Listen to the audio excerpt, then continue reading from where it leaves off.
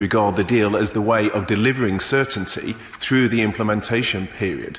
And so there is a lot of positivity with Airbus. If I look at the work my honourable friend, the member for Fidderton and Bradley Spoke, has done in championing the Wing of the Future, the R&D centre there's a huge amount of opportunity. But what the Chief Executive and others in the business community are clear is they want a deal to avoid the uncertainty of no deal, and that is why he's backing the Prime Minister. Smith. Thank you, Mr. Speaker. Welsh producers send 90% of their exports to the European Union.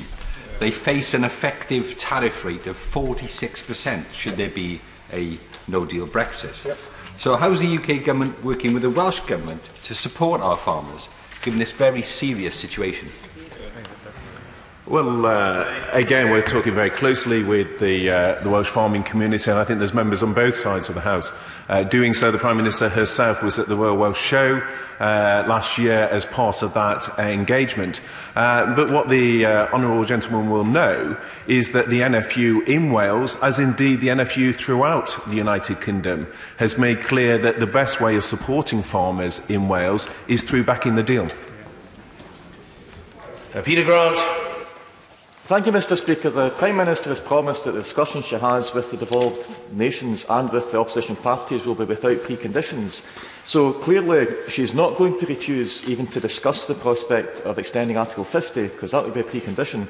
She's not going to refuse even to discuss the prospect of taking no deal off the table, because that would be a precondition. And she's not going to refuse even to discuss the possibility of giving the people another say, because that would be a precondition. So can the Secretary of State confirm on the record that all of those topics will be available to for discussion in honour of the Prime Minister's promise that there will be no preconditions to these talks? So, well, the Prime Minister was clear in her statement to the House on Monday that there are no preconditions, and that is why she is engaging not just with the devolved administrations, but today I'll be joining with her for meetings with trade union leaders as part of that engagement. But the issue in terms of extension of Article 50, as you will know, is not a unilateral decision. It is one that requires the consent of the other 27. But the main issue, in fact probably the only precondition one could apply, is the fact that we need to honour the referendum result, and that is what the Prime Minister is committed to doing.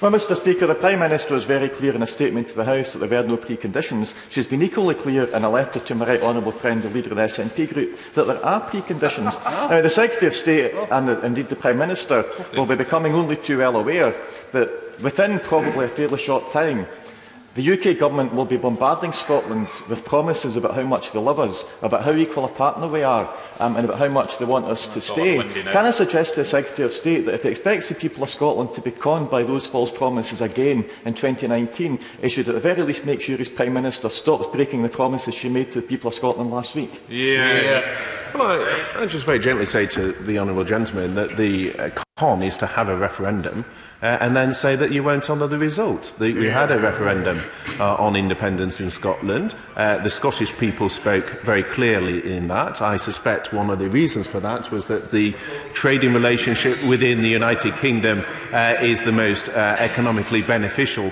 to them. And in terms of having taken that decision, the then referendum was on a UK-wide basis, and it needs to be respected on that basis. Glyn Davis. Question number 2, Mr. Speaker. Thank you, Mr. Speaker. I continue to have regular conversations with ministerial colleagues across government on all aspects of exiting the EU, including support for farmers. The Agriculture Bill will allow us to break free of the Common Agricultural Policy and help our farming sector become more profitable while sustaining our previous natural environment. Davis.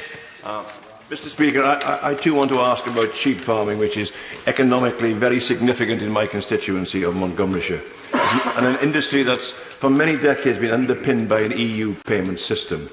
Now, there is major concern that the support system will be changed too abruptly for the industry to cope with as the UK leaves the European Union. Now, what reassurances can he give sheep farmers of Montgomeryshire that this will not be the case and that changes will be gradual and manageable and not destroy the industry?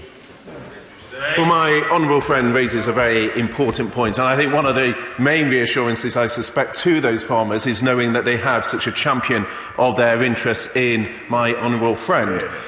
In terms of the policy, the government has pledged to commit the same cash total in funds for farm support during the duration of this Parliament, providing much needed certainty to farmers and landowners. And the Agriculture Bill also includes a 7-year transition period for direct payments to provide further stability for farmers, giving comfort for them as they look to a brighter future. Farmers in my constituency tell me that the majority of grain exports go to the European Union, and they're very concerned about the risk of the imposition of tariffs in the event of no deal, or indeed after the end of the transition period when arrangements are very uncertain. What assurances can the government give them? Well, we've already covered that there is an issue for the farming community in terms of tariffs. That is why I advocate a deal, and those who are voting against a deal need to explain the impact of that to farmers. But I also just point out that if one looks at poll, and polls are obviously selective, but a poll taken in Farmers Weekly showed a majority of farmers supported leaving the EU, and I suspect that was because they see a brighter future, one where we can have high animal welfare standards, good environmental standards, building on the reforms set out in the Agriculture Bill. So instead of talking down the opportunity of Brexit for farmers, this House should be looking at the opportunities that Brexit will deliver as we have a green Brexit. Mr. Chairman. Speaker, the Minister might know that as chair of my party's Backbench DEFRA committee, I think there are real signs that the preparation for farming and farmers has been quite significant. But can I say that contrasts distinctly with what's been happening with the Secretary of State and his Department for International Business? Has he seen the disgraceful remarks he made from Davos yesterday? Has he seen what is going on with 100 this morning, on the front page of the Times, 100 companies going to the Netherlands, they're going to Ireland, they're going to France? What's he going to do, talking to colleagues, to actually get things moving? So, well, when the honourable gentleman talks about disgraceful comments from Davos, I don't want to dwell too much on Tony Blair and what he may or may not have said. But in terms of the business community, the honourable gentleman actually makes a very serious point, which is that timing is of the essence. Businesses face decisions in terms of their no-deal planning, and those decisions are real. And they want the certainty of the deal that the Prime Minister has to offer. And so I think the question, particularly if you look at some of the amendments tabled by some on the benches opposite that seek to delay the level of uncertainty, the question they need to ask is how is that uncertainty, that delay, helping the business community who need to get on in the real world and make those decisions? Jim Shannon. With special reference to the farming community in Northern Ireland, what discussions have been held with the Permanent Secretary for DERA at the Northern Ireland Assembly regarding the transport of livestock beyond March 2019? Well, I know this is an issue that the Honourable Brendan has considerable expertise of and takes a deep interest in, and he will know that there has been extensive discussion within DEFRA on this very issue, and I'm very happy to liaise with him and my ministerial colleague, the Right Honourable Member for Surrey Heath, in terms of that issue and taking that forward. Stephen Gethins. Question 3, please, Mr. Speaker. Minister Robin Walker. The Secretary of State has regular discussions with Cabinet colleagues and discussed EU exit with the Secretary of State for Scotland on a number of occasions, including at the JMC on EU negotiations, most recent meeting of which was on 19th December. We also regularly engage with the Scottish Government, including through the Ministerial Forum on EU negotiations. I'm looking forward to attending the next meeting of that in Edinburgh next week. Gethins. Thank the Minister for his response. Thousands of jobs in my constituency and beyond rely on programmes like Horizon 2020, Erasmus and the freedom of movement that universities rely on. Now, given the jobs that rely on that, given the short timescales, what reassurances can he give to the universities that those programmes will continue and we can fully participate in them? The honourable gentleman makes an excellent point. I've met with a number of the Scottish universities to discuss these issues, and it is absolutely right that Scottish universities, like universities across the UK, are at the forefront of programmes such as Horizon. That is why we have negotiated a deal which specifically envisages participation. We've had a positive reaction from the European Union to that. Of course, we need to secure the deal in order to secure the next round of talks to make sure we can take that forward. But in the meantime, the government guarantee is there for the Horizon funding up until the end of the current multi-annual financial framework. David Linden. Thank you very much indeed, Mr Speaker. Can I ask the Minister, has the Secretary of State for Scotland told him whether he supports the statement from other Scottish Tory MPs in this House, none of which could be bothered to be here today, that they will attempt to block any attempt to include the Scottish Government representatives in future negotiations with the EU? I'd say to the honourable gentleman that the Prime Minister has been very clear, my Secretary of State has been very clear, but we're absolutely committed to giving the devolved administrations, including the Scottish Government, an enhanced role in the next phase of negotiations. And my Scottish Conservative colleagues have been strong champions of the devolution settlement and Scotland's place in the Union. Sir David Amess. Question number 4, Mr Speaker. With permission, sir, I will answer questions 4 and 18 together. Of course, my right honourable friend has regular conversations with Cabinet colleagues on all aspects of EU exit, in particular in relation to science, culture and education. But of course, the best way for our universities and researchers to continue to benefit from those partnerships that we've built with European counterparts is a negotiated deal. The political declaration makes very clear that the UK and EU intend fully to establish terms and conditions regarding UK participation in EU programmes. Well, the nation's future won't hinge on the minor peccadillo just perpetrated by the Minister, but in fact, for the avoidance of doubt and for the sake of accuracy, the grouping is between 4 and 19 rather than 4. Well, that may very well be, but what I'm saying is it's 4 and 19. That's the situation. We're extraordinarily grateful. Sir David Amess. When Southend-on-Sea becomes a city, I am very, very keen that we are seen as a centre of excellence for learning. And with the Erasmus Plus programme being increasingly popular with university students, will my honourable friend share with the House, if we leave the European Union on the 29th of March without having some sort of agreement, how the government intends to replace the funding?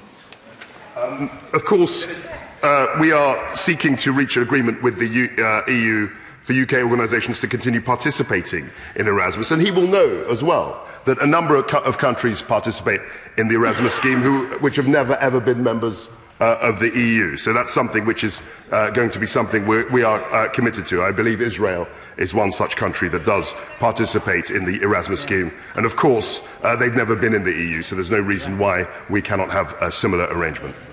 Pauline Latham. Thank you, Mr Speaker. With organisations such as Sadler's Wells and the Royal Ballet, in terms of culture, many other organisations actually recruit people from around the world, but also part of them, some of them will come from Europe. What protections will there be for those people who need to come and excellent dancers in this country that we need to promote tourism? I'd like to pay tribute to the Honourable Lady, who is Cultural Ambassador for this country, and the great work she does in promoting performing arts. It's absolutely the intention of Her Majesty's Government to support the possibility, the great range of talent that comes into this country, and there's no reason why that should be in any way impaired as we go forward. Knows all about science, culture and education because he represents Cambridge. Daniel Zeichner, get it. Thank you very much, Mr Speaker. The political declaration makes it very clear that the government wants to maintain a close involvement with the EU programmes in future. But I wonder if the Minister could have a word with the Secretary of State, who's a fellow East of England MP, to see if he shares my disappointment at the reports of the long-established and well-regarded East of England Brussels office faces possible closure, and wonder whether he would join me in making representations to the East of England Local Government Association. Well, of course, I'll be very happy to undertake conversations with my right honourable friend on his behalf, and I would suggest that maybe he could take part in them too. But obviously, but the principal issue obviously is about scientists. I mean, offices themselves are not what this relationship is about. And as a fellow graduate of Cambridge University, I applaud his efforts in representing the town and the university in this place. to hear the voice of Ceredigion as well. Ben Lake. Diolch, Mr Speaker. In addition to ensuring participation in European framework programmes for research and innovation, it is just as crucial that immigration policy facilitates and indeed supports research conducted by teams consisting of members from an array of European countries. What discussions have there been with the Home Office to ensure that UK immigration policy aligns with the Government's priorities in this regard? Thank you. We have a labour mobility framework which especially ensures an ability for people with high skills to be able to come into this country. And there's a lot of doom-mongering and fear-mongering on this subject. There's absolutely intention to keep an open policy for highly skilled, highly talented people to come into this country and contribute enormously to our society. Nigel Huddleston. Number 5, Mr Speaker. Minister Chris Eaton-Harris. Thank you, Mr Speaker, and I thank my honourable friend for his question. It is in the UK and the EU's mutual interest to continue discussions regarding interdependencies in our respective contingency plans. We are pleased to see EU commitments to step up preparations for all scenarios and their recognition of bespoke preparations needed in different member states. Progress continues to be made. And on citizens' rights, we've called for member states to protect UK national rights. Countries such as France, Italy and Spain have already taken such action. Jill Huddleston. Thank you, Mr Speaker. Is the Minister as concerned as I am about the EU's no-deal planning relating to the aviation industry, which would put limits on new flights and new routes by UK airlines and put ownership restrictions in place? Isn't it obvious that this is not in the best interest of the EU nor the UK and would, for example, limit the growth of tourism across Europe? I thank my honourable friend for his supplementary question, and he is extremely knowledgeable in this area and correct to point out that the Commission has indicated exactly what he said. Obviously, we are seeking an ambitious and comprehensive air transport agreement with the European Union in all areas, and my honourable friend should note that nothing has yet been agreed on the Commission's draft regulations, and we look forward to engaging with the Commission and other Member States on the detail of these proposals to ensure that they continue to deliver continuity. The UK has the third largest aviation network in the world. Air travel is vital for both the UK and the EU in connecting people and businesses, and he needs no pointers from me to the statistics that demonstrate how important this matter is to many EU destinations for UK tourists. Hilary Benn. Thank you very much indeed, Mr Speaker. In a week in which P&O has announced that it's reflagging its entire cross-channel fleet in Cyprus, Sony is following Panasonic in moving its European headquarters from the UK to the Netherlands, and Airbus has warned of potentially very harmful decisions if the UK crashes out without a deal, including future investment going elsewhere. I definitely describe that as suboptimal. Yeah. When is the government going to make its own announcement that under no circumstances it will allow the UK to leave without a deal so we can stop this slow and damaging hemorrhage? The chairman of the Select Committee for his question. But it does beg the reply that why on earth is he not then backing the deal that delivers the certainty that all of those businesses that he named have asked for? I think he needs to look at the deal once again to deliver the certainty that businesses across the UK require. Thank you, Mr Speaker. When the Minister meets his opposite numbers in individual member states, does he take the opportunity of stressing to them they could stand down their plans for no deal if the EU collectively showed some flexibility regarding the Irish backstop, when a deal could then be settled? Well, obviously, I look forward to getting a deal over the line. As the chairman of the Select Committee knows, I believe that leaving without a deal is suboptimal, as he quoted. But in all the conversations that every minister has with representatives and indeed ministers from member states, we are exactly pushing the case that he has mentioned. Emma Reynolds. Thank you, Mr Speaker. The Society of Motor Manufacturers and Traders have said that no deal would be catastrophic. Plants will close and jobs will be lost. I don't understand why the government won't rule out no deal, but if they won't do that, why won't they have a series of indicative votes, as recommended by the committee I sit on, chaired by the honourable gentleman, on the different options for going forward, such as staying in the customs union? They know that the government's deal does not have a majority. Now we need to move on to the next stages. Why won't they do that? Have a vote. I thank the Honourable Lady for her question, and she knows. She and I coexisted in the European Parliament for a period of time back when I was younger and she was still of the same age she is now.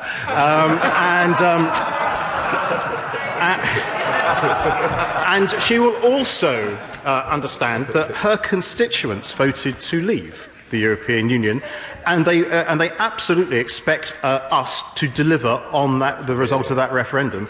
And the one way of doing that is by having a deal. And she and I debated in the course of the referendum about how all the different difficulties there would be in getting a deal across the line. We have a very good deal on the table. She should vote for it. Matthew Pennycook. Thank you, Mr. Speaker. Earlier this week, the Chief Executive of the Civil Service publicly confirmed what ministers know and the public suspect, that despite the huge amounts of money being thrown at it, the government will not be fully prepared to exit the EU in 64 days' time without a deal. Will the Minister finally come clean with the public and admit that a no-deal exit on the 29th of March is not just suboptimal, it is simply not a viable option? This House voted to activate Article 50. The legislation we have before us means we'll be leaving on the 29th of March. I would much prefer to leave with a deal. I believe he would much prefer to leave with a deal. I really do think he should vote for it. Question 6, Mr. Speaker. Thank you, sir. We continue to have regular conversations across the government with ministerial colleagues on all aspects of exiting the EU, and of course, agricultural policy is a key part of that. The Agriculture Bill is part of the government's programme of legislation to deliver a smooth exit from the EU. And we've got to seize the opportunities, as my right honourable friend said, of a green Brexit and break from the EU's CAP. Thank you, Mr. Speaker. Does the Minister agree with me that the Agriculture Bill presents a once-in-a-lifetime opportunity to help our farmers, protect our environment, and is part of the fourth agricultural revolution? No, absolutely right. And I'm still trying to work out what the first three agricultural revolutions were, but I fully support his sentiment. The bill actually constitutes the first major agricultural reform in the UK for over 70 years, and of course we can support our farming industries, as we have done as a government since the 1920s, long before we joined the EEC, and the bill will also allow us to break from the EU's CAP. So I think it's an incredibly positive and dynamic step forward. Thank you, Mr. Speaker. A no-deal Brexit would mean that the UK would not be listed as an approved country for agricultural exports to the EU. Gaining this status could take months to negotiate. Given that almost a third of sheep production in the UK goes to the EU, what discussions has he had with DEFRA about compensating sheep farmers for the potential loss of this market? We are absolutely focused on delivering the deal. That's why the honourable gentleman has expressed very clearly the dangers and the pitfalls of no deal, and yet at the same time people in his party are complaining about the dangers of no deal, yet they refuse to back the deal. This is completely irresponsible, and I would urge him to encourage his colleagues to back the deal. No, we don't allow two bites of the cherry at substantive questions, but if the honourable gentleman wants to chance his arm at topicals, he might be successful, and we look forward to that with eager anticipation. Kerry McCarthy. Thank you, Mr. Speaker. I think there's a real danger in just looking at farming policy disassociated from what happens further down the food chain. And the EFRA Select Committee this week took evidence from the NFU and the Food and Drink Federation. Their biggest concern, they're obviously concerned about things like tariffs if we exit without a deal, but it's things like packaging, it's machine parts, it's everything that's involved in food production that they're really, really concerned about. Yeah, that's not really... Yeah, I mean, of course, the modern economy means that all of these issues are integrated. And what the possibility, as we said with the Agriculture Bill, is a more bespoke policy. That's what Brexit can potentially deliver. So we're completely aware of the fact that a lot of these industries are integrated and have a wide range of problems dealing with them. This is something which we are fully prepared to deal with. Grady. Thank you, Mr. Speaker. Is he aware that the DEFRA Secretary told me 2 weeks ago that he believed other European countries would be looking enviously at the UK's deal? Is that officially the government's position? And if so, is it not concerned that it puts the entire European project at risk? Because everyone will want this deal and there'll be no European Union left. Well, of course, my right honourable friend, the member for Surrey Heath, has said a lot of things in the last 3 weeks. I'm not particularly aware of them, but in terms of the sentiment, he will understand that agriculture is a devolved issue. We, as a government, still view Brexit in a very positive light. I think there are lots of opportunities, as things like the agriculture bill would suggest, for this country going forward. And I think that this is something which, as far as other countries are concerned, that's up to them. I don't know what the moves are for other countries to leave the EU, but that's exactly what we intend to do. We want to deliver the deal, and we are leaving the EU on the 29th of March. Thank you, Mr. Speaker. Promoted from question number 9 to question number 7. Thank you, Mr. Speaker. EU citizens will be able to stay in all scenarios under the EU settlement scheme, and as the PM announced this week, we will waive the application fee, removing any financial barrier for them to do so. We are working with Member States to understand how they will protect UK nationals in all scenarios, and I am pleased that some, like Cyprus and the Netherlands, have published such plans. Bob Blackburn. Thank you, Mr. Speaker. I thank my honourable friend for that answer, and that will clearly be good news for the 13,000 EU citizens that live in my constituency on the certainty going forward. But will he make further efforts to ensure that the European Union provide reciprocal rights to all UK citizens that live in the EU?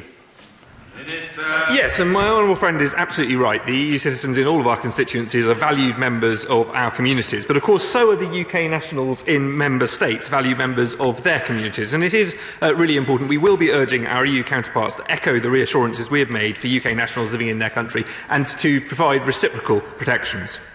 Break.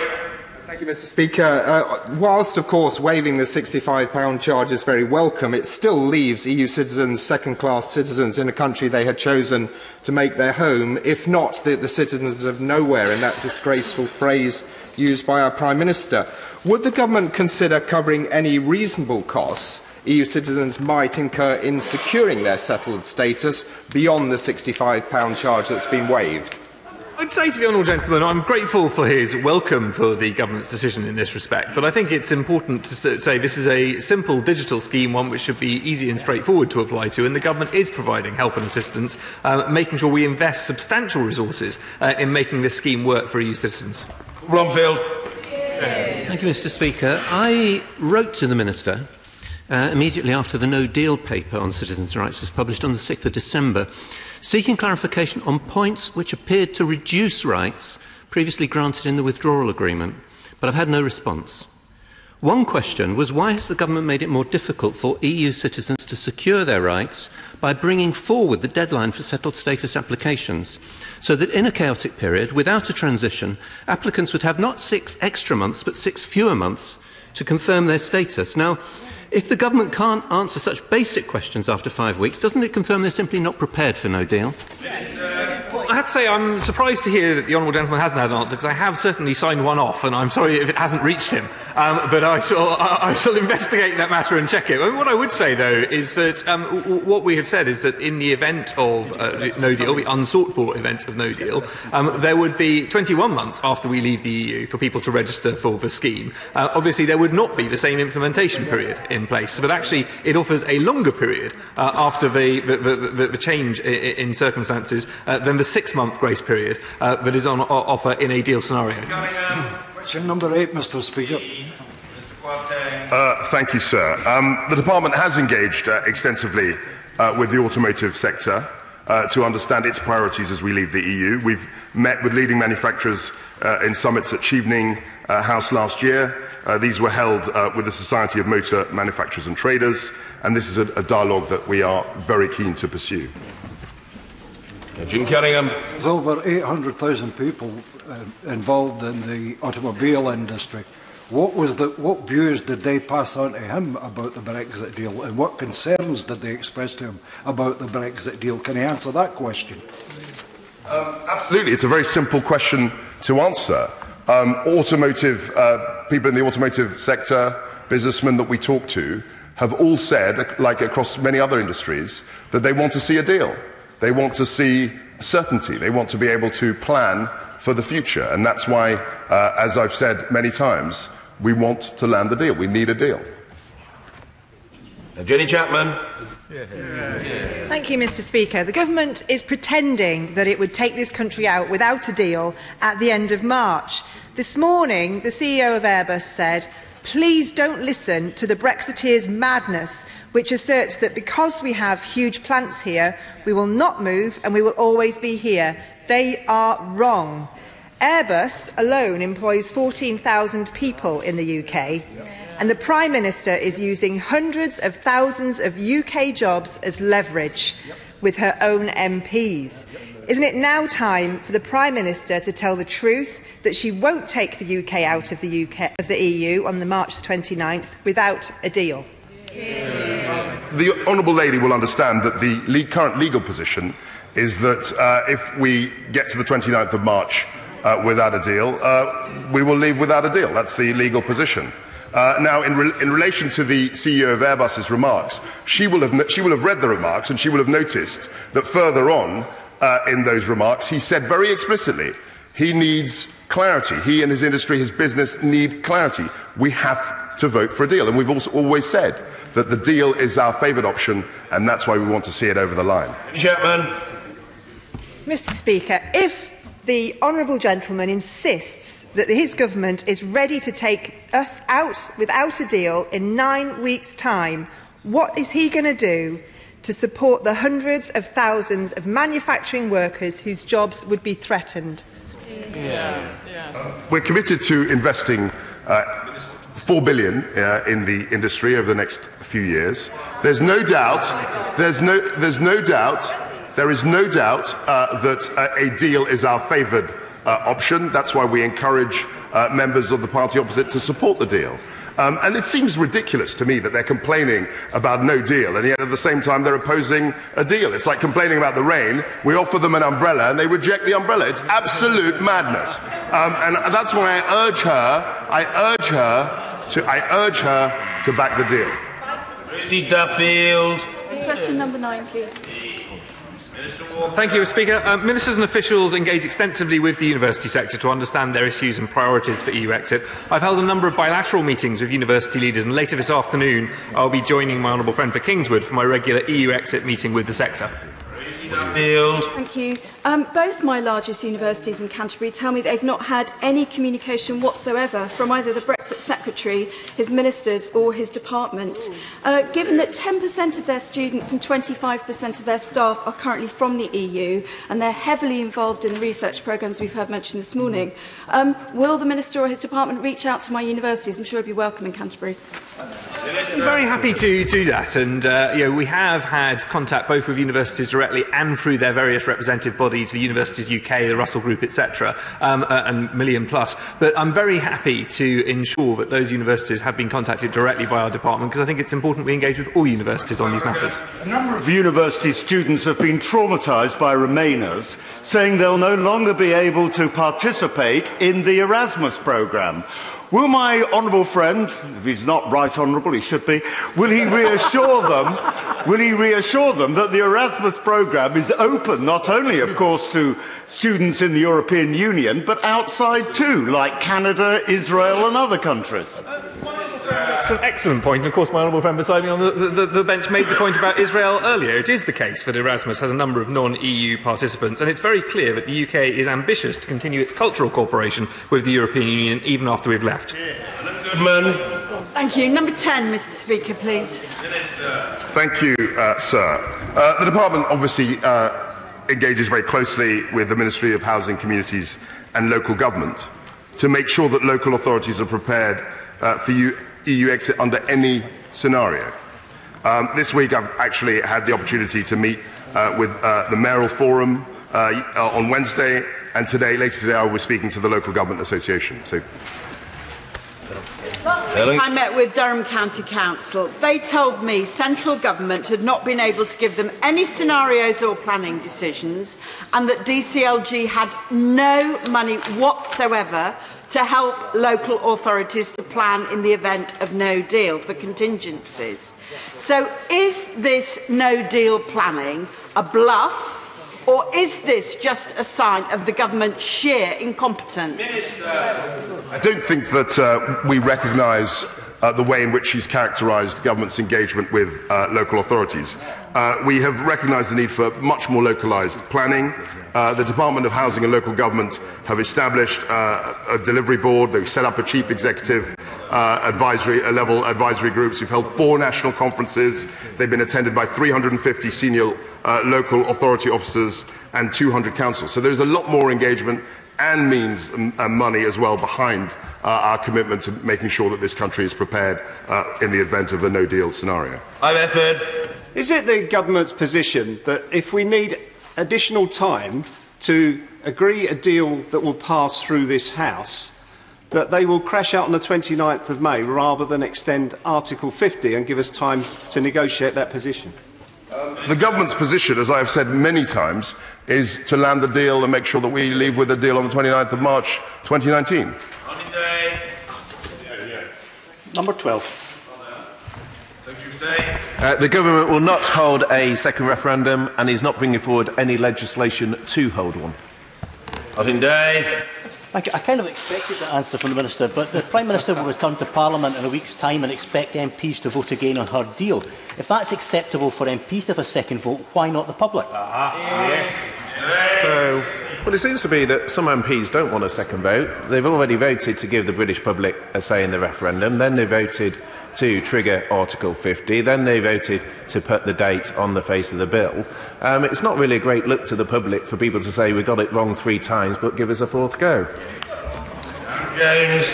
Thank you, Mr. Speaker. In light of today's deeply concerning statements from Airbus, could the Minister confirm 2 things? Firstly, how many workers his government is willing to be seen made redundant in order to keep the Conservative Party together? And secondly, whether those workers deserve the democratic right of a people's vote? Minister. Well, I think the crux of the issue is that the industries concerned want a deal, support the deal. His party, and indeed he, stood on a manifesto committed to delivering on the biggest vote in our history. And I think the question for those workers whose jobs are in question, pertaining to his question, the question he needs to answer for them is why is he going back on the manifesto he gave to his own voters? Matters. Number 13, please, Mr. Speaker. Thank you, sir. The Department has conducted over 500 meetings with stakeholders, including businesses of all sizes and descriptions. Currently, after 2 months in the job, I am making visits around the country. I hope to meet with firms and hear their views. Matters. Thank you, Mr. Speaker. I've had concerns raised with me by the road haulage industry about the impact in terms of the burden of extra customs paperwork required in the event of a no deal. So what estimate have the Department made of the extra time and cost they will incur in the event of a no deal? Minister. I think we are, as I keep saying, we are absolutely committed to landing a deal. That's our principal purpose at the moment. Now, in the event of no deal, we have made preparations. We are continuing to make preparations, but a deal is our favoured outcome. Mary Robinson. Thank you, Mr. Speaker. Businesses in my constituency include many international companies who are headquarters there. Companies like BASF, who produce chemicals. They want to ensure that they can continue to access EU frameworks such as REACH and the EU Chemicals Agency. They face tens of millions of pounds in costs in the event of a no deal Brexit, particularly in migrating their EU registration to REACH across. Does my right honourable friend agree with me that associate membership of these agencies, which is provided for in the withdrawal agreement, is vital to the success of these key industries? I absolutely agree with my honourable friend on that. And at the moment, at this very moment, we are negotiating those precise arrangements. And she's quite right to mention the withdrawal agreement. There's an extensive passages in that agreement which relate to exactly the kind of cooperation and participation that she has described. So this is something that we're absolutely focused on. We hope we can actually reach to a good conclusion. Fadden. Airbus employs 14,000 people in this country. And in addition, we have a very valuable and important aerospace manufacturing cluster in Wolverhampton. The Chief Executive said today, Brexit is threatening to destroy a century of development based on education, research and human capital. Isn't it the case that the rich men who drove this project can move their money, their investments and their corporate headquarters abroad? But it now poses a clear and present danger to valuable and important UK manufacturing jobs. When the honourable gentleman referred to the rich men, I thought he was referring to his friends in Davos, such as the former Prime Minister, who seems to be very concerned and very focused on trying to reverse the verdict that 17.4 million people in this country voted for Brexit. Now, with regard to Airbus, it is very clear where the interests of Airbus and the interests of businesses lie. They have said repeatedly over the last 6 weeks that they want to back the deal. They want an end to this uncertainty, and they want clarity and the ability to plan for the future. Where does he stand on this? Number 14, please, Mr. Speaker. Minister. Thank you, Mr. Speaker, and I'd like to thank my honourable friend for his question. We continue to work closely with the Secretary of State for the Environment, Food and Rural Affairs on our fisheries policy after exit. The Fisheries White Paper set out government plans for a bright future for our fishing industry as we become an independent coastal state. By leaving the common fisheries policy, we will be able to make sure, for the first time in over 40 years, that our fishermen get a fairer deal. Thank you very much, Mr. Speaker. I'm grateful to the Minister for that reply. Work has just started on preparing a long-term strategy to revive the East Anglian fishing industry. The foundation stone on which this renaissance will be built is taking back control of access to UK waters. Can the Minister assure the House, that this right will not be traded away in any future negotiations, however difficult these may become? Right, my honourable friend yet again demonstrates his dedication to help revive the East Anglian fishing industry. And let me be clear, this deal will mean we become an independent coastal state with control over our waters. We have firmly rejected a link between the access to our waters and access to markets. The fisheries agreement is not something we'll be trading off against any other priority. Bravo. Tom Persclave. Mr. Speaker. Mr. Speaker, the government's focus continues to be leaving the EU with a deal. However, with just 9 weeks until we leave, the government is responsibly preparing for the alternative. Tom Persclave. Very grateful to my honourable friend for that answer. What impact does he believe that terminating no-deal preparations now would have in terms of the Prime Minister's ongoing negotiations with the European Union? I thank the honourable gentleman for his question, and as a honourable gentleman who actually worked for me as my parliamentary researcher for 5 years, I thank him for no sight whatsoever of his supplementary. However, he's much better. That is absolutely true. I think anybody that has been involved in any type of negotiation, maybe it might be a union representative trying to negotiate a better deal for employee rights or salary, or just in any sort of deal, knows that you need to have the ultimate option on the table at any given time, and reducing any options basically means you have less room to negotiate. It would be a foolish thing to do. Thank you, Mr. Speaker. The best the government seems to be able to say about their deal is that it's very slightly less worse than no deal. That is a gun being put against our head, a metaphorical one, and I would appreciate it if the government would give us a decent answer as to why they haven't got anything better than that. I very much thank the honourable lady for her question, and as she knows, I have a huge amount of respect for her, but she's so wrong in the premise behind her question. It's hard to believe.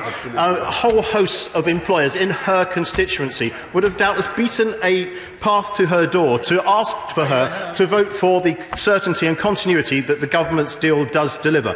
And if they haven't, I'm very, very surprised, because they're doing it nationally. Mr. Speaker. A customs union would not respect the referendum result. on this side of the House, we're intending to respect that result. Speaker, the SI covering the REACH regulations just mentioned a few minutes ago for chemical production on Teesside and elsewhere are inadequate, according to the industry. Surely a comprehensive customs union described by the CBI Director General as the practical, real-world answer would solve complex problems like these. The honourable gentleman may see the approach to this as one of managed decline. I actually see the opportunity. Well, indeed he does, clearly. Therefore, he doesn't see the rich opportunity of an independent trade policy, backing our businesses to go out in the world to succeed, seeing the opportunities that they have through a trade policy. And in a way, this really goes to the crux of the issue, because there is a lack of vision on the party opposite that can't see the benefits of an independent trade policy and are therefore willing to contract that opportunity out to the European Union and have no say on it. Tammy. Like the Minister, the Secretary of State has no doubt seen the comments of Tom Enders, CEO of Airbus, and also where he says that the government's handling of Brexit is, quote, disgraceful. Disgraceful. Over 6,000 jobs in Allen and Deeside are dependent on Airbus. Good quality jobs. What share of the blame does he take for this? The honourable gentleman is right that these are good quality jobs. We see that in the future potential, things such as the Wing for the Future, the Research and Development Centre that Airbus have, the apprenticeship programmes that we see in those industries. Well, the answer to, from a sedentary position of now, is again to listen to the voice of business, and the voice of business is clear. They want an implementation period, not least, not just for the certainty that it will deliver, but also from a regulatory position. They don't want to have two steps, two changes. Question 18, Mr. Speaker. Thank you, Mr. Speaker. The government has been clear all along that we will not hold a second referendum. A clear majority of the electorate delivered an instruction to the government to withdraw from the European Union. 7.4 million votes cast were in that manner. I thank the Minister for that answer and his unwavering commitment to that position, which my constituents in Redditch should be very pleased to hear. There was a clear majority of people in Redditch, 62% of people voted to leave. That's nearly 29,000 people who voted to leave in that historic vote. So, does the Minister agree with me that to go back on that now, on our manifesto commitment, would be a massive damage to our democracy? I absolutely agree with the honourable lady, and I'm surprised that I hear some murmuring on the other side that they refuse to deliver on their manifesto commitments made in exactly the same manner. I guess it's a fair question to ask those proposing a second referendum, because should they not be coming clean? Because what they aren't really after is asking the British people. They just want to stop us leaving the European Union in the first place, and that would be a much more honest position in their argument. Order. Topical questions, Alistair Carmichael. Topical number 1, Mr. Speaker. Thank you, Mr. Speaker. Since I last updated the House, the government has suffered a significant defeat in the meaningful vote, and I think it's right that we recognise that, and the Prime Minister has responded to that by listening, engaging. Well, the Leader of the Opposition hasn't engaged, but the Prime Minister has, and has engaged with the leadership of his party, with the leadership of other parties. Today she's engaging with trade union leaders, yesterday with the First Ministers of Scotland and Wales. The government's also responded to some immediate concerns of the House, such as waiving the settlement fee, such as looking at how we engage with the House in the next phase of negotiations, a more targeted engagement, responding to the concerns of the member for Bassetlaw. But we are continuing that process, and we look forward to further discussions. Mr. Alistair Carmichael. I thank the Secretary of State for that answer. The Whitehall Monitor report 2019 yesterday revealed that overall the number of civil servants is now up since the referendum by 19,900. The cost of civil servants leaving now stands at £74 million a year. 1/3 of the whole civil service is now apparently working on Brexit. But despite that, Mr. Speaker, they have passed only 5 of the 13 bills necessary for Brexit, and now less than 1/5 of 133 major projects are likely or probably going to be delivered and completed on time and on budget. Is the Secretary of State satisfied with the progress his department's making? Well, the Right Honourable Gentleman will recall from his days as a Deputy Youth Whip that there's a range of legislation that needs to be passed for the different scenarios. The SIs, for example, significant progress, over 300 SIs that have been passed. So we can cherry-pick which bits of legislation. He will know, for example, this week the Healthcare International legislation was passed, a key piece of legislation in terms of our ability to make bilateral payments in the event of no deal. But there's considerable work that has been happening over the last 2 years. I pay tribute to the work of civil servants across Whitehall on that. Significant progress has been made, but not all the issues to do with no deal are within the government's control. They're often reliant, for example, on the response of business and third parties. They're also shaped by the response of member states and the Commission. Thank you, Mr. Speaker. My right honourable friend has heard the huge concerns from both agriculture and manufacturing of leaving without a deal. But 80% of our economy is services. What impact would leaving without a deal have on services within the UK, but also on our services exports, where we have very substantial surplus with the EU and around the world? My honourable friend is absolutely right, because we have a big debate, understandably, in the House on goods, but 80% of our economy is services, and therefore he's quite right to draw attention to it. It's clear within the political declaration the opportunity to have a very good and constructive relationship reflecting the dominance of the UK position, for example, on financial services, but that again is why the deal, the package of the withdrawal agreement and the political declaration together is so important, and he's quite right to draw the House's attention to that. Thank you, Mr. Speaker. It's 64 days until the 29th of March, and the deal's gone down. On Monday, the Prime Minister made a statement about what she's going to do now, and to put it politely, she was very vague about her intentions. She said she would take the conclusions of any discussions with MPs back to the EU, as if she's in a parallel universe where we're somehow at the start of the process. So a simple question: will the Prime Minister, when she goes to the EU, be seeking either legally binding changes to the withdrawal agreement, or simply reassurances, or still less, clarifications? Well, the right honourable gentleman is always polite, so if I can reciprocate in a polite way and say that it's 64 days and we still actually don't know what the Labour position is.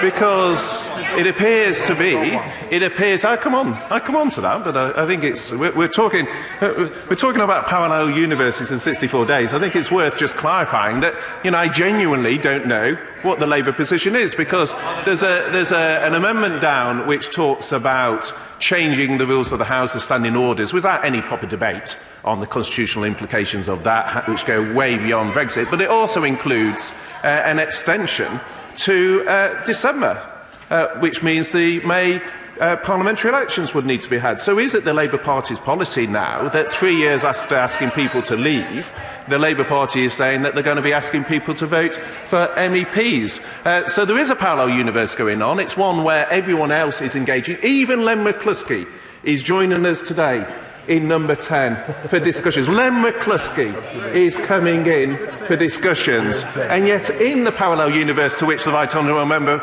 of heard alone seems to be sitting the leader of the opposition unwilling to engage with anyone. We are listening to the House, we are listening to the concerns of members on all sides of the House, including our confidence and supply partners, and we are working constructively to address the concerns of the business community that we've heard. The question for the member opposite, and I hope he will clarify to the House, is what exactly is Labour's policy, and can he confirm that they are no longer committed to their manifesto? I always listen to the Secretary of State with the keenest possible interest and attention, but I must say to the right honourable gentleman in all courtesy that he is filibustering his own honourable and right honourable friends who may not get in on this session, and it must be clear that the right honourable gentleman is culpable because the chair is not. Sir Keir Starmer.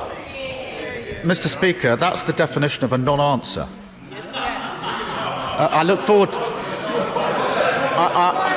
Our policy is a comprehensive customs union and a single market deal that keeps us that keeps us nil. It is in our manifesto, and I think there will be a majority in this place if it was put to a vote. I look forward, Mr. Speaker, to tomorrow's headlines, but I doubt that it's going to be Len McCluskey and Theresa May have agreed on the way forward. Mr. Speaker, I asked the Secretary of State this, and I would like an answer to this question. Does the Prime Minister intend to put her deal to this House again? And if so, when?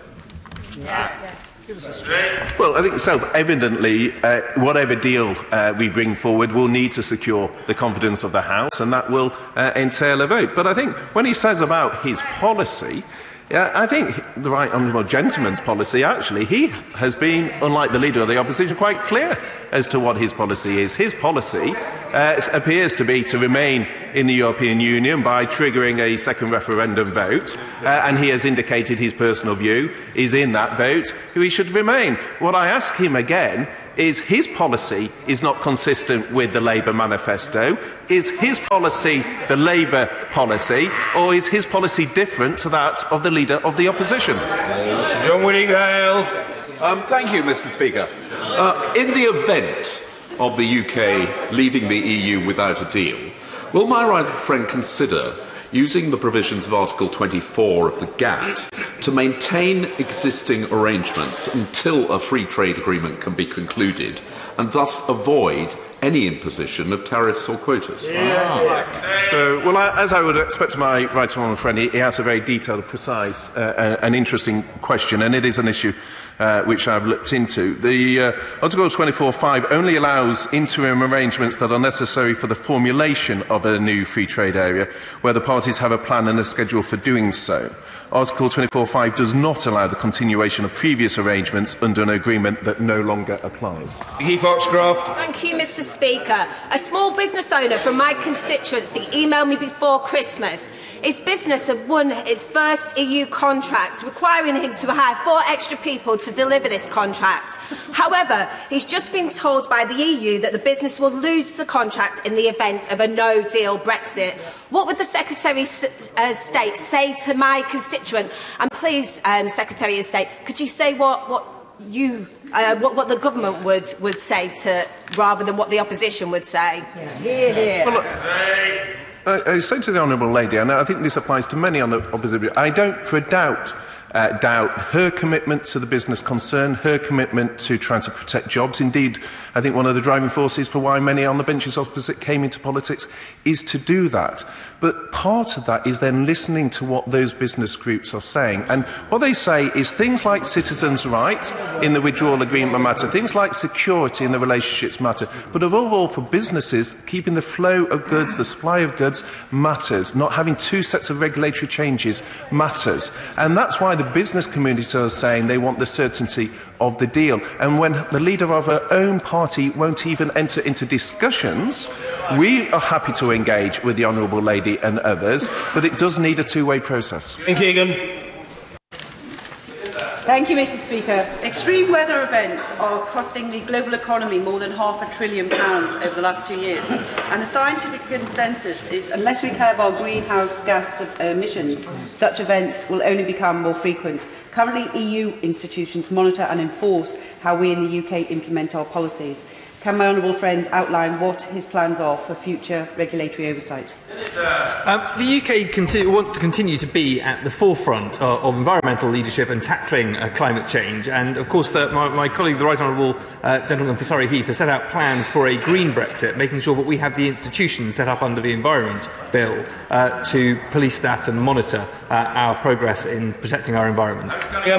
Mr. Speaker, I met with representatives of Doctors of the World yesterday, and they told me the EU workers on the government's new 12-month visa scheme won't qualify for the immigration health surcharge scheme. Can the Minister confirm that's the case, and what provision will be made for these people? So I'm very grateful for the honourable gentleman for giving me the opportunity to remind the House of the £20.5 billion extra investment into the NHS that this government is making. But in terms of workforce and recruitment, which is the key, I just remind him that the government has lifted the Tier 2 visa for both doctors and nurses as part of increasing our recruitment. Because it's not just the recruitment from the EU, and I had an exchange with the honourable lady in terms of EU recruitment since the referendum, but it's not just recruitment recruitment from the EU matters. It's actually recruitment of doctors and nurses globally that matters, and we are very committed to doing that as part of a skills-based immigration system. Norton. Well, in that case, how much VAT will we no longer be paying to the EU after Brexit? I honestly couldn't give the honourable gentleman the exact answer. I'll happily write to him about that. But arrangements will be needed to pay various taxes and tariffs if we were to leave without a no deal, and that is in process. Danger of rivalling his right honourable friend, the member for New Forest West, that they both believe in healthy competition after all. Thank you, Mr. Sorry, let's get on with it. Yes, it's quite right. Thank you very much, Mr. Speaker. I welcome that EU citizens will no longer have to pay a fee for settled status, but it's still an application, implying some may be refused, as has happened already with citizenship. After the shame of the Windrush scandal, doesn't the Secretary of State think that EU citizens should be guaranteed the right to stay in their own homes? I thank the Honourable Lady for her question, and I just humbly suggest to her that this is actually what UK nationals across Europe do in just about every EU state when they reside there. And we have offered a very, very generous package, more generous than the EU is currently offering back under citizens' rights.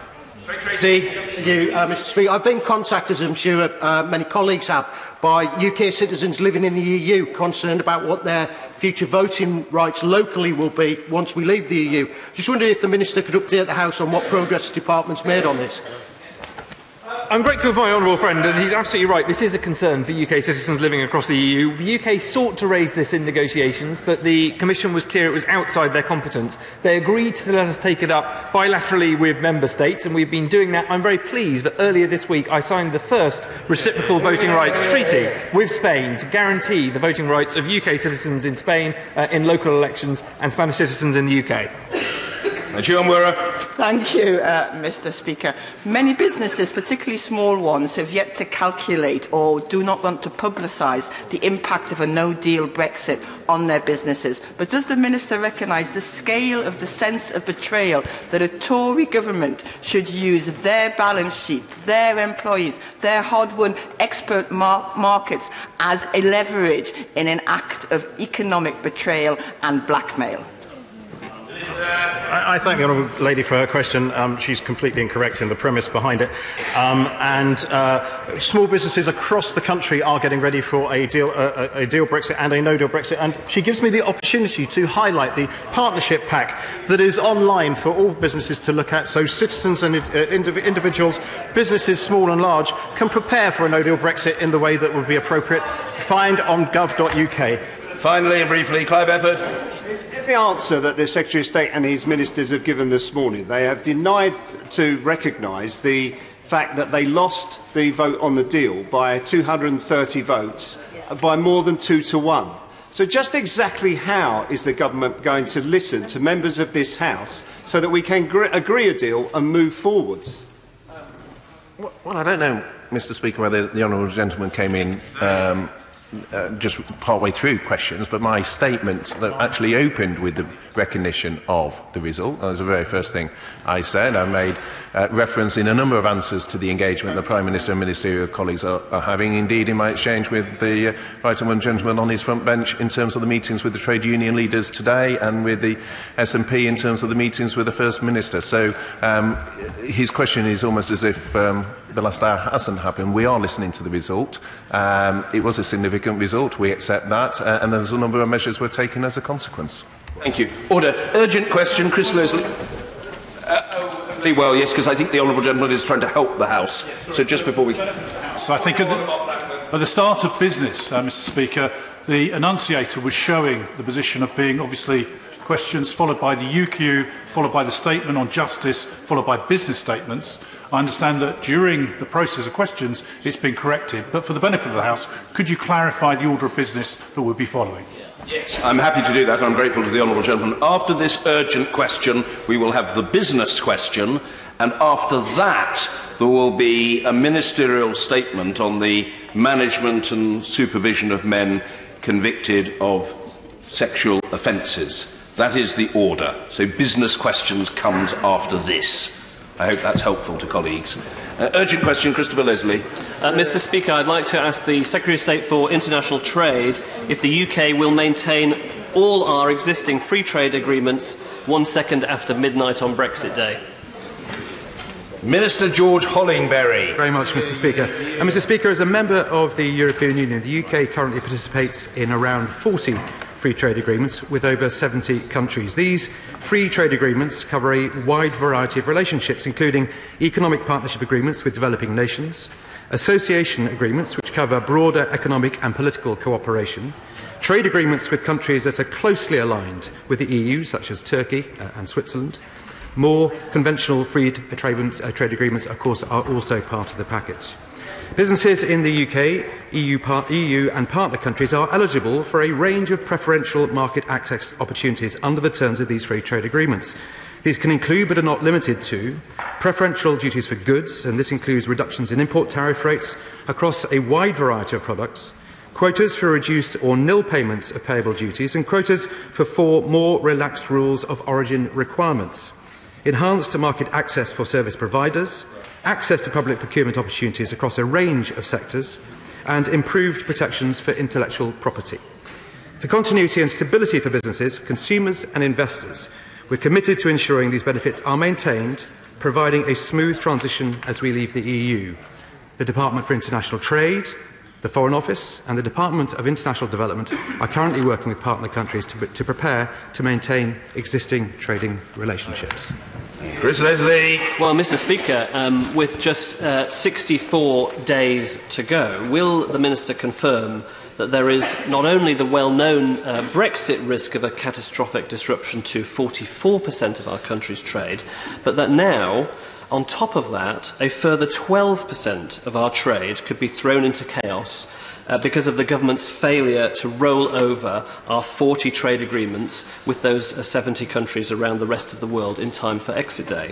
Does the Minister recall the promise made by his Secretary of State at his party conference in October 2017 when he boasted, "I hear people saying, oh, we won't have any free trade agreements before we leave. Well, believe me, we'll have up to 40 ready for 1 second after midnight in March 2019. How many? Wasn't that bragging made worse when his predecessor, the former Trade Minister Lord Price, tweeted falsely in October 2017 that, quote, all have agreed to roll over? Can he explain why expectations were raised so high back then when today's reality is so dangerously disappointing? Can he confirm the leaked memo reported in the Financial Times was accurate, that he has been warned by his officials that most of the deals Britain is covered by will lapse because there is no transition period keeping Britain under the EU umbrella once Brexit occurs?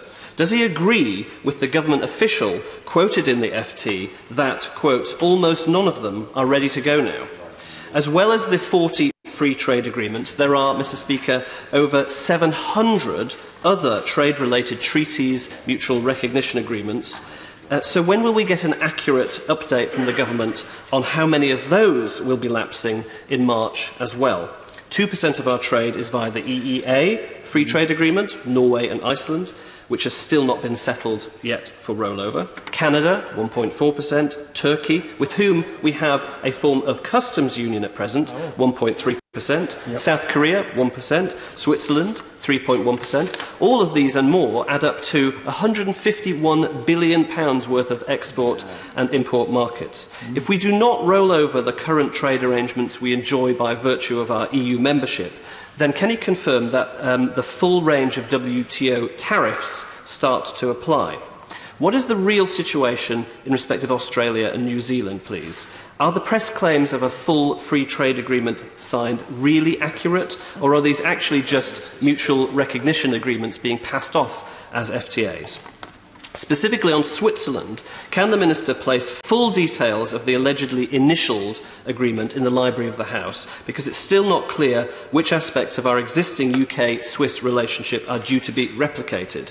Will UK-based firms continue trading into Switzerland on exactly the same basis as they do currently, including free movement of people? Or are there differences? Mr. Speaker, for example, can he rule out that there are tariffs now planned from March on imported Swiss goods? If British cars are exported elsewhere, could they face 10% WTO tariffs? How much tariffs will there be on Norwegian salmon, Canadian maple syrup, fruit and veg from Turkey? And when will the government start telling Parliament about these things? Isn't the truth that all those countries want to know what the UK's relationship will be with our largest trading partner, the EU, first, and that we have little hope of pinning down brand new agreements until we've pinned down that agreement? So will he face reality, slay those fantasy unicorn promises, and admit that Brexit is not going well and it presents a clear and present danger to the free trade agreements our economy so desperately relies upon? Thank you very much, Mr. Speaker.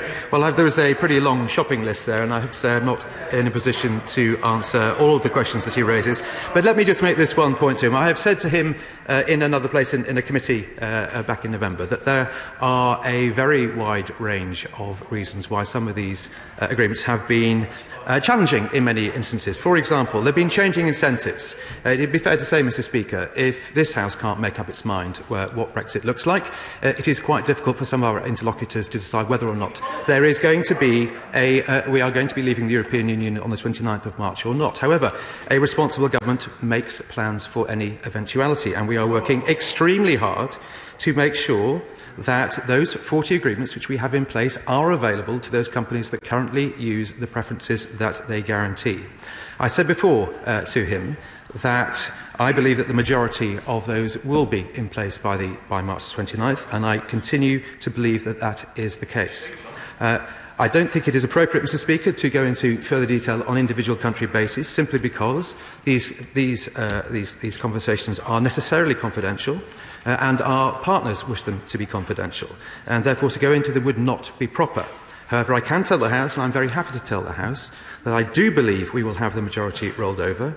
It is absolutely our objective to have all of them rolled over. And one small detail, which I do think it's worth clearing up, Mr. Speaker, because it's been a matter of some press speculation, is that the Swiss agreement does not include any provisions on free movement. Greg Hands. It's always been very likely that the counterparts to these deals will want to keep them operable, as it's also in their interest to do so. But can I just highlight, Mr. Speaker, the stinking hypocrisy of the Labour Party on these? These are often deals, Mr. Speaker, which the Labour Party voted against adopting in the first place.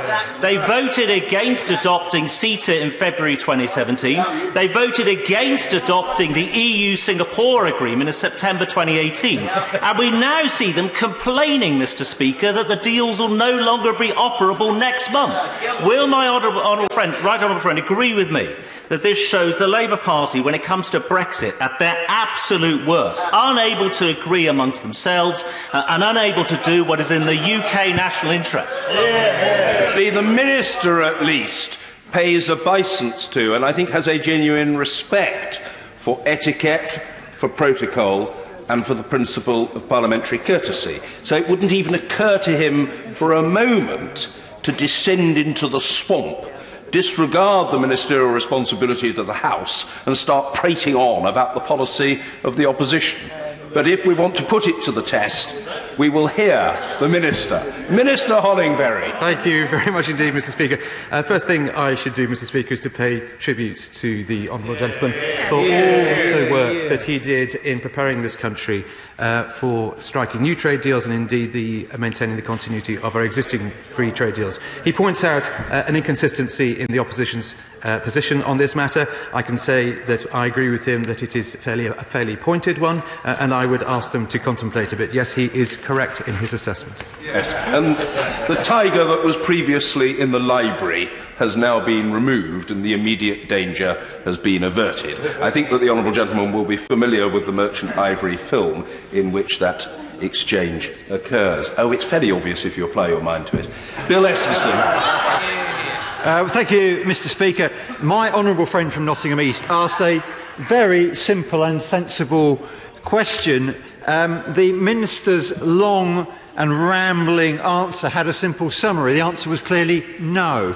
The Secretary of State repeatedly told us that it was a simple matter to roll over deals which represent trade with approximately 70 countries, which constitute 13% of our exports and 12% of our imports. A cut and paste job. They would be ready day one after Brexit, he told us. This was never true, was it? They are entirely separate and independent from any deal we may have or may not have with the EU. If we leave with no deal, can he confirm these arrangements with third-party countries will fall away, as we have consistently warned? Can he confirm that without new agreements in place, we could now have no basis of trade with these countries if in the absence of a deal with the EU after the March the 29th, and would fall back on WTO rules? An argument for taking no deal off the table if ever there was, Mr. Speaker.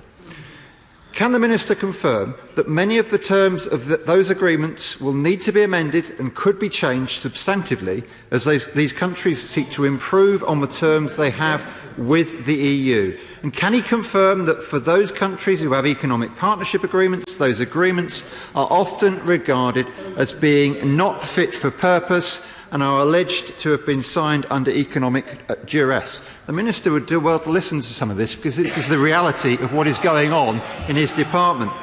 For example, North African countries want to sell their oranges and olive oil to us in far greater quantity than is allowed by the EPAs with the EU, which protect southern European producers. Now, Mr. Speaker, in the trade bill debate in the Lords yesterday, the Minister conceded that the Department had no idea how many countries were ready to roll over their free trade agreements, how many wouldn't, how many would have to adjust their constitutional arrangements, and how long that might take. So can he confirm his colleague was right to say so? And while the Secretary of State is busy socialising in Davos, and isn't this a reminder of the incompetence and overconfidence that he has shown over the last 2.5 years? Well, thank you very much, Mr. Speaker. And the honourable gentleman opened his question by expressing his view that I'd given a long and rambling answer. I have to say that I'm pretty confident that the question was longer and more rambling in its entirety than my previous answer. Will there be no basis of trade if we fall out without an agreement? No, there will continue to be the basis of trade there is for everybody, which is the World Trade Organisation. Indeed, I do confirm that, which is why we're putting such an enormous amount of effort into transitioning these agreements. Will the terms be amended? Yes, there are plainly some different motivations behind some of the bilateral partners with whom we are negotiating, something which I have made very clear to the International Trade Committee in the times when I have talked with them.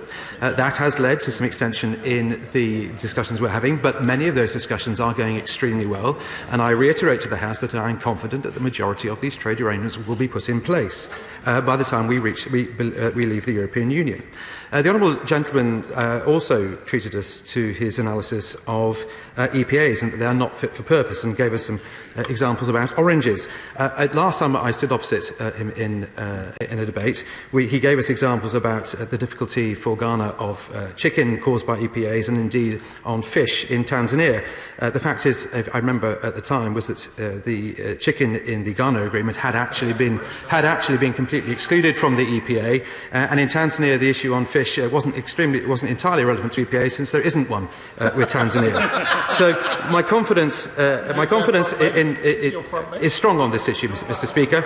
I can tell the House I do believe that we'll have the majority of these arrangements in place. Yes, some of them are challenging. One or two of them are even more than challenging. They are close to impossible. Turkey has clearly been identified as an area where the customs union make a deal with Turkey very difficult indeed. It is something I have made absolutely plain to the House before.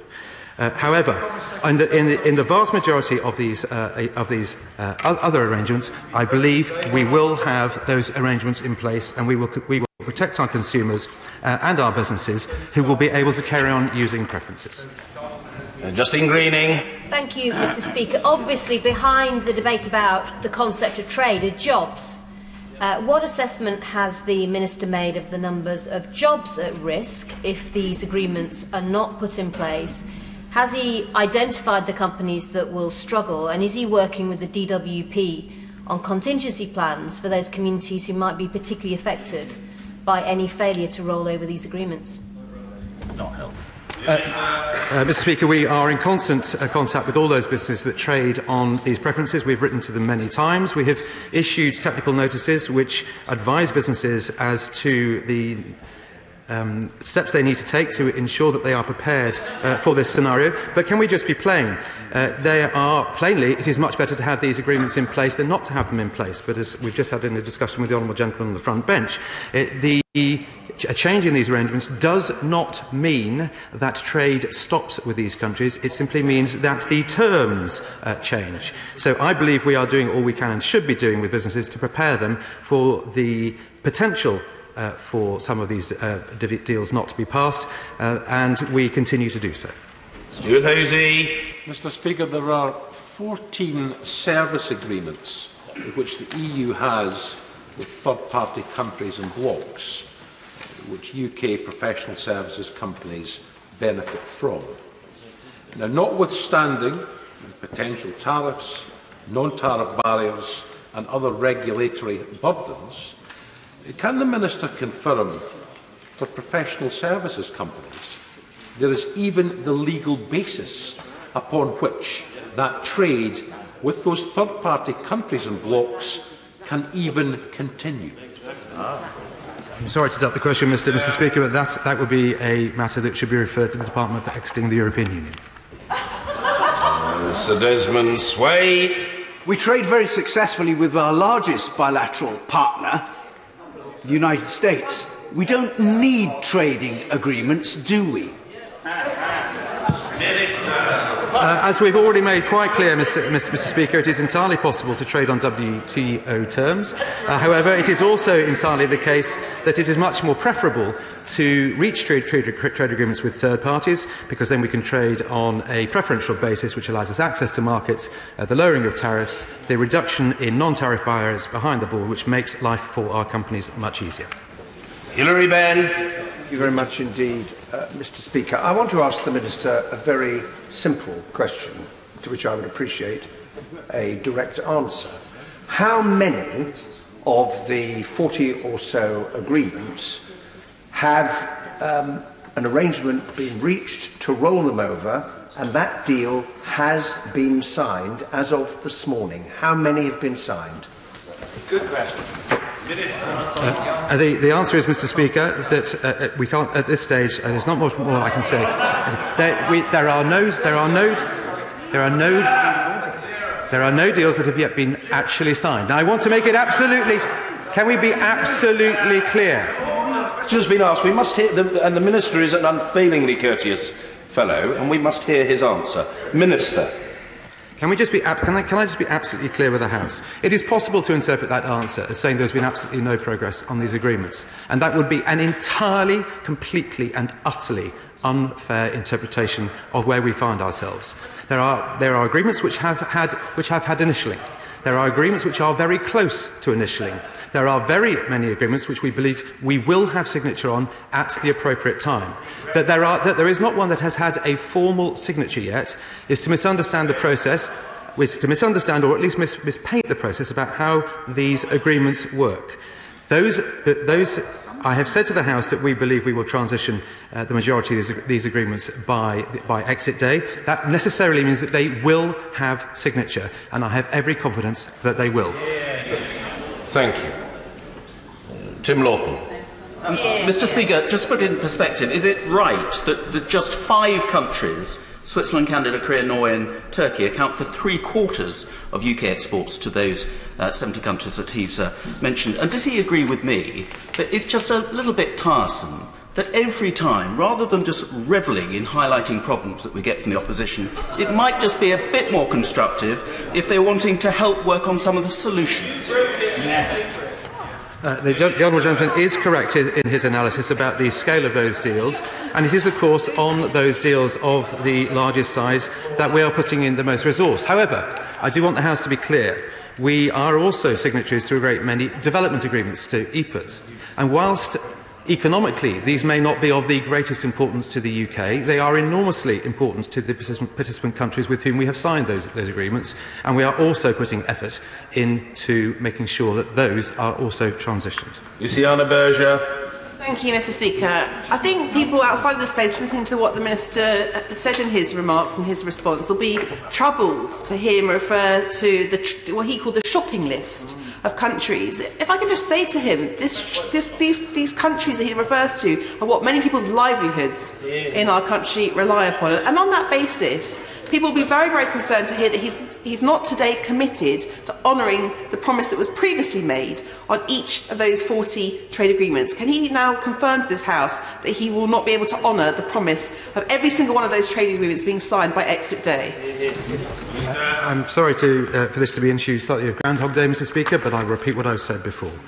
We are confident that we will roll over a majority of these agreements. We are working to try and ensure that all of them are rolled over by exit day. There are clear indications that in some of those cases that is going to be challenging. Can I just be absolutely clear? If I use the word shopping list and it was deemed in any way to be pejorative about the importance of any of these deals, I wish to withdraw and rephrase that. That was simply a shorthand for saying there are a great many of them. They are all important to us, and I've just said in answer to a previous question that EPAs are as important to us as the greatest deal, the largest deals in this, simply because we understand we have a role in the world in development, and we understand the importance of those deals to the countries. We also particularly understand the number of jobs and businesses that rely upon these preferences, and that is another reason why we are so keen to get as many of these transition deals across as we can. Shopping lists actually are quite important, as are people's livelihood. Is it not the case that those 40 rollover countries are just 12% of our trade? And can I just tell the Minister that we are the biggest nation in the world, or the largest nation in the world, for investment, biggest in Europe. I'm going to get there eventually. Biggest in Europe, second only to China and the United States. We are the largest export market in the world for German cars and for French agriculture. And isn't it the case that, unlike Remainers, who tend to be rather pessimistic sorts, I and most people are very optimistic about our future outside the European Union? Well, I thank the honourable gentleman for his question. I think it's interesting to observe on the 12% of trade that is represented by those countries with which the European Union has existing free trade deals. I think the House should also understand that a great amount of that trade, or certainly a good proportion of that trade, and I don't have the exact number in my head, but a great proportion of that trade is actually not carried out under preferences in any event, because those particular lines in which they trade are not covered by the agreements. So it is actually quite a lot less than... please, the honourable gentleman says from a sedentary position, so it's all just fine. No, of course that's not the case. And I've tried to make this point again and again in this House, that we regard this as extremely important. As regards to the honourable gentleman's reference to inward investment, Deloitte recently pointed out that the UK is the leading location in Europe for foreign direct investment.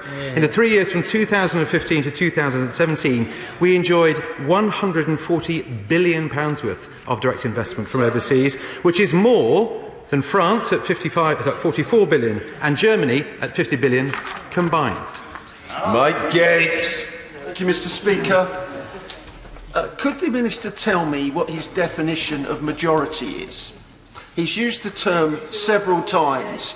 Does he mean 21 out of the 40, or does he mean 39 out of 40? How many? I'm sorry, this is the last part of that question, and perhaps I'm being stupid, Mr. Speaker. 39 out of 40, I don't really understand. The majority is more than half, so we'll be clear about that. I don't think I have anything more to add.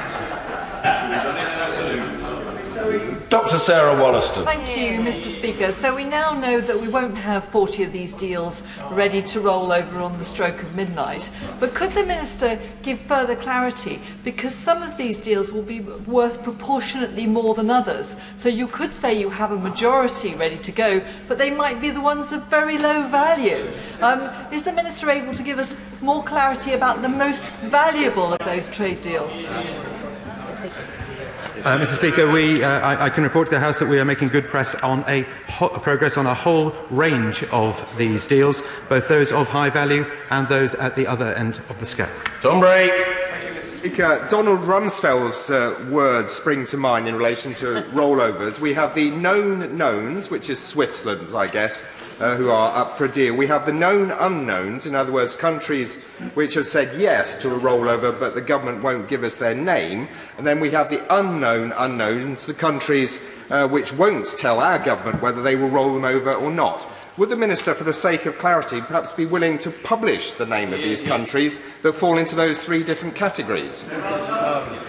Yes, I have to say that to publish an unknown does seem to me to be challenging. Mr. Speaker, I regard the Department's job as putting all the efforts it can into rolling these deals over. That's one of the many things we do, but it is a very important part of what we do. What is equally important is that we allow British business to understand when and if there may be a real and present danger to the preferences which they use. As and when we judge we are in a situation where that information needs to be disseminated, we will do so. Jeremy Lefroy. Mr. Speaker, the Honourable Lady for Liverpool Rovertree was quite right to point out the seriousness of this issue, and I'm most grateful to my honourable friend for the way in which he's tackling this with equal seriousness. Could he just clarify, is there a difference in the situation if we leave with, as I very much hope, with a deal on the rollover, or if we leave without a deal, which I personally could never support? Well, the government policy, as he knows, is to leave with a deal, and I very much accord with that. I think it is by far and away the most sensible thing to do. He will also know, and I think most of the House will understand, that if we have a deal and we have an implementation period, it takes the time pressure off. It allows us to negotiate these deals in a more orderly fashion, though order has been created and we are making progress. But certainly, if we have a deal and an implementation period, which is crucial to that, then yes, it will make negotiation around these deals a great deal more straightforward. Well, to ruled it out, you know. Barry Sherman.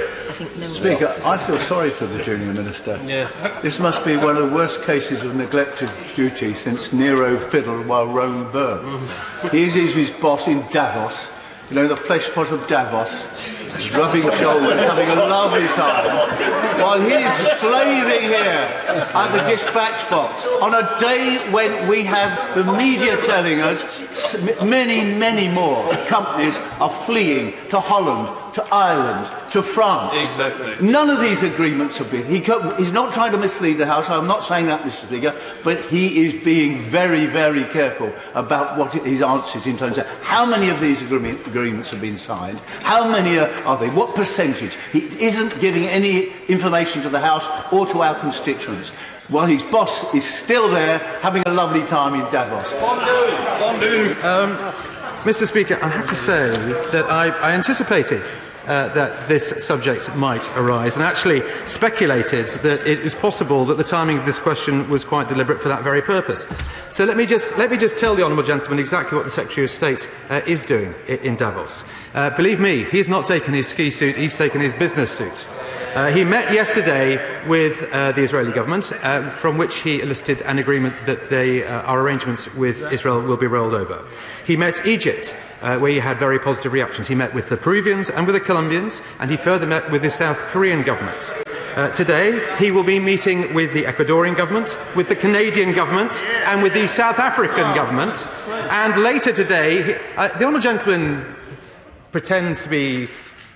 Well, I'm playing a violin, I guess. I suppose it's a sob story. What I'm trying to tell the honourable gentleman is that the Secretary of State is in Davos doing exactly what this House would want him to do. He is at the negotiating coalface, making sure that our partners in these countries who have not necessarily, from this particular moment, taken No Deal Brexit seriously do so. He is incentivising them to sit down around the negotiating table and is making good progress. And later this afternoon, he will meet with the Trade Stewards Committee, where he will meet nearly every single trade minister from nearly every single jurisdiction where we are attempting to create continuity in our trade agreements. I hope the honourable gentleman will withdraw his comments, withdraw his implications that somehow the Secretary of State is not doing his job, and understand that's exactly what he's doing, his job. We'll be moving into the... Rachel McLean. Mr. Speaker, there is a deal on the table that the government has negotiated with the EU, which provides a transition period which would give certainty for all these trade agreements to be completed in time for our exit. It's my understanding, although I haven't checked his voting record, that the right honourable gentleman for Nottingham East, who's posed this question, voted against that deal. Yeah. The meaningful vote. He voted against having a transition agreement because he voted against the deal.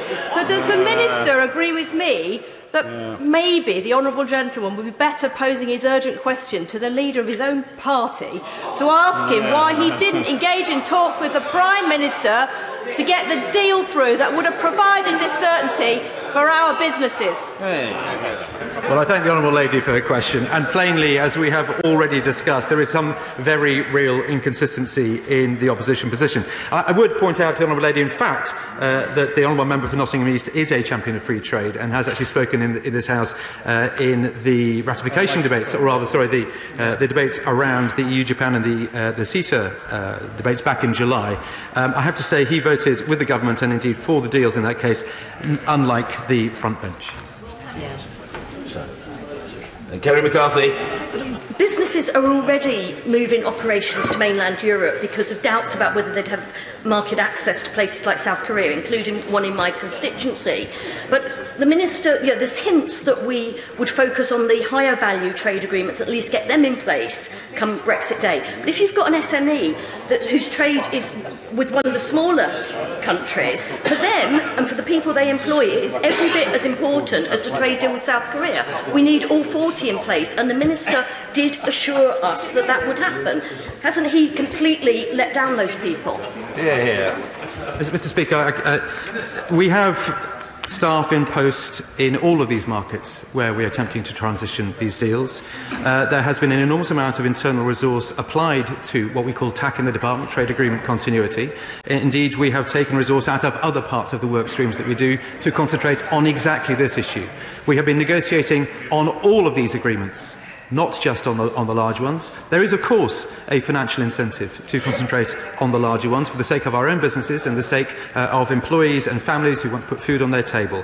But at the same time, there are small businesses, as I know perfectly well, who trade under the preferences enjoyed through EPAs. There are also developmental reasons why we would want to continue those arrangements, because it's the right thing to do, and she may be reassured we are putting effort into all of these agreements. Kevin Foster. Mr. Speaker, I must say I welcome the work the Secretary of State's doing out in Davos to push forward the UK's trade policy. His work is certainly far more welcome than pontification the former member for Sedgefield's been doing there. But to put these deals into perspective, would he confirm that actually the Swiss trade deal on its own is worth 21% of the value of all trade done under these 40 agreements? Indeed, I can, Mr. Speaker. That is the correct figure, and there are 2 or 3 other agreements which will add substantially to that if we manage to transition them, and I am very, very hopeful that we shall be able to do so. Chris Ruane. Mr. Speaker, the Minister waxes lyrical about foreign inward investments into the UK. Can I remind him that in North Wales alone we have had 2 devastating announcements in the past 7 days. Last week, Hitachi said that they are pulling out of Wilfer Newydd, a £16 billion project in North West Wales, and today Tom Enders, the Chief CEO of Airbus International, said that they will be pulling out of the UK, including their Airbus factory in North East Wales, if there is a no deal Brexit. What type of message does this send out to international, current and future international trading partners and investors when the UK government cannot successfully engage with some of the most successful businesses in the world? Mr. Speaker, it's a complex web we weave. There are clearly incentives in many different directions on many different companies. I have every sympathy with workers in Wales and others who find their jobs threatened by the decisions that companies make. The UK government continues to engage all of those companies, continues to try and find mitigation for any moves that such companies may make. We engage widely through post with the parent companies for many of these organisations and are doing everything we can to ensure that FDI continues into the UK. In fact, UNCTAD has just announced a week or two ago that the UK remains Europe's primary choice for foreign direct investment. Bob Blackman.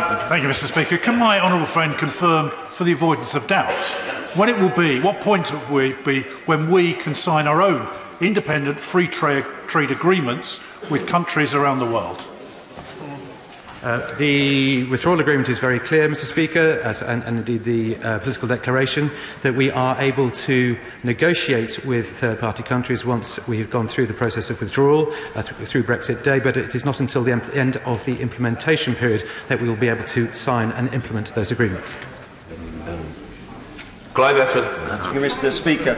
24 countries have lodged our opposition to the schedules on goods and services that we have placed with the World Trade Organization. Now, doesn't that really indicate just how complex it is to deal under WTO rules? So wasn't it always misleading to suggest it was going to be easy to have 40 trade deals ready on the day we leave the European Union? Yeah. Mr. Speaker, there are some 165, give or take, one or two, I think, members of the World Trade Organization, and I think therefore to have 24 object to new schedules laid by a effectively new partner is actually a relatively small number. There is a very well understood formal process by which this will be dealt with. Most of the objections are on basis of loss of privilege through the existing relationship with the EU being changed and therefore the access to the UK being changed. This is not unusual at all. Indeed, the EU itself operated on uncertified WTO schedules from 1995 until present. Peter Grant.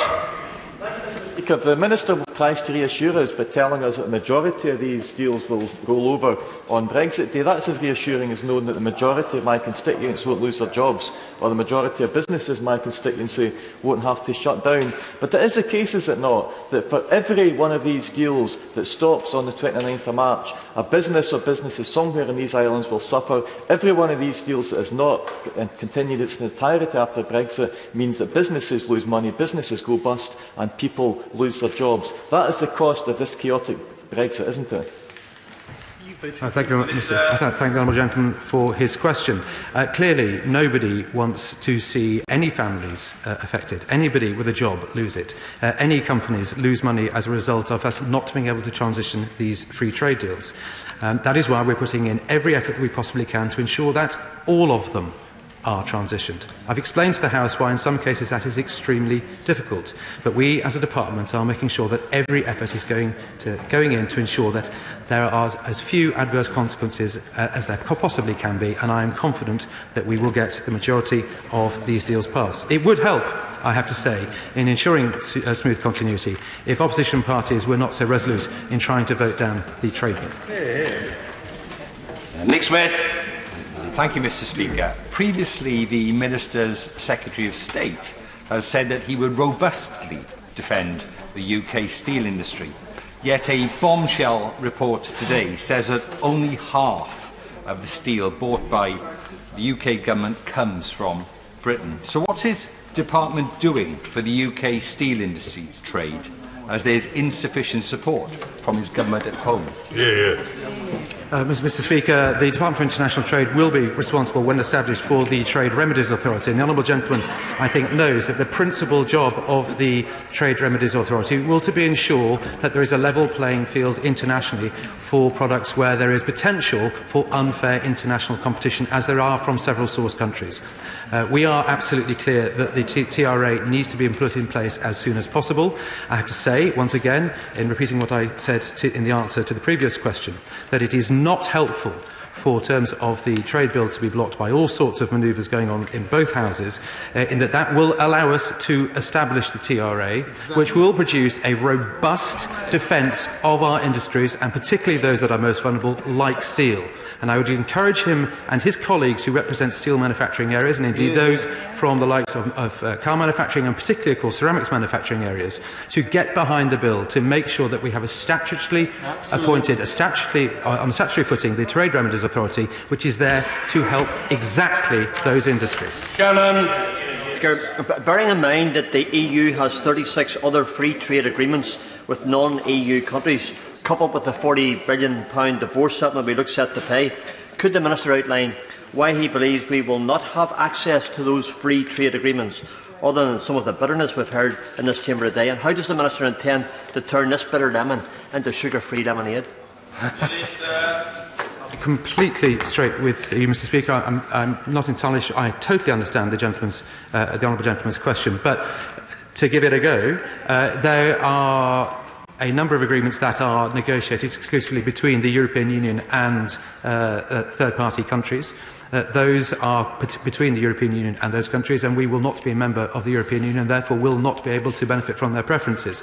The whole point of the Trade Agreement Continuity Programme is to transition those into a UK-only form such that we can continue to benefit from those preferences. Thank you. Order.